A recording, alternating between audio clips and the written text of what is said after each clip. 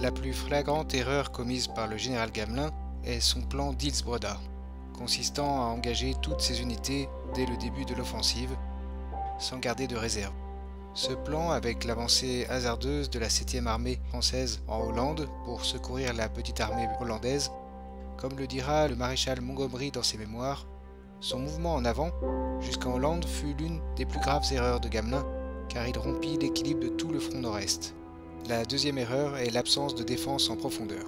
3 lignes de défense préalablement aménagées de positions anti-chars, allant de Maubeuge à Montmédy pour faire la jonction avec la ligne Maginot au sud, auraient probablement permis de ralentir considérablement l'attaque ennemie. La troisième erreur est l'absence de combat interarmes.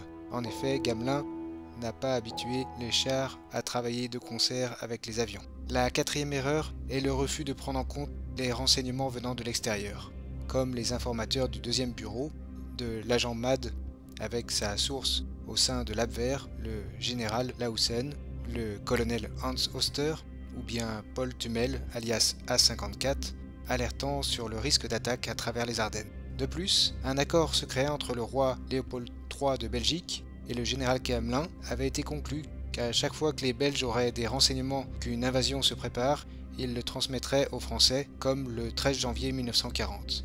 Grâce au colonel Oster de l'Abwehr, la date de l'attaque est connue et confirmée par l'attaché militaire français en Suisse. L'armée hollandaise est placée en état d'alerte. La cinquième erreur est le choix de communication par ligne téléphonique, qui fut une erreur majeure et tragique. Contrairement aux Allemands ayant des communications radio en émission-réception, les communications de l'armée française seront mises sur écoute par des unités de renseignement. Réalisant depuis septembre 1939 des interceptions par radiofréquence, les Allemands mirent sur écoute les lignes téléphoniques françaises depuis des stations d'écoute présentes en Allemagne, de Berlin, Wesel, Spala, Düsseldorf, Wittlich, Francfort, en direction de la France. Ces interceptions informeront les troupes des divisions Panzer du général Klist.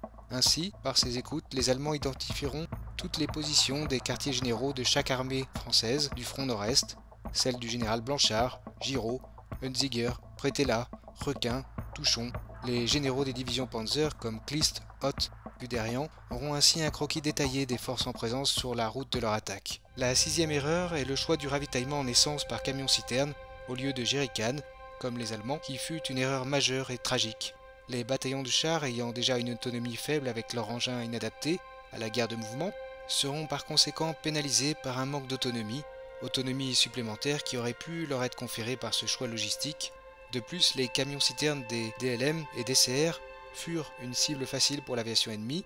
La septième erreur est la lenteur de modernisation de l'aviation de combat et de bombardement, ainsi que le refus de développer une aviation de bombardement stratégique à longue portée, agissant dans la profondeur du dispositif ennemi. La huitième erreur est la subordination de l'armée de l'air à l'armée de terre, avec son emploi par petits paquets, le sous-développement et la faible utilisation de l'aviation de bombardement, en ciblant la logistique à l'arrière des divisions Panzer, comme les dépôts ou trains d'essence, dépôts de munitions, qui approvisionneront les divisions Panzer et divisions d'infanterie du plan jaune.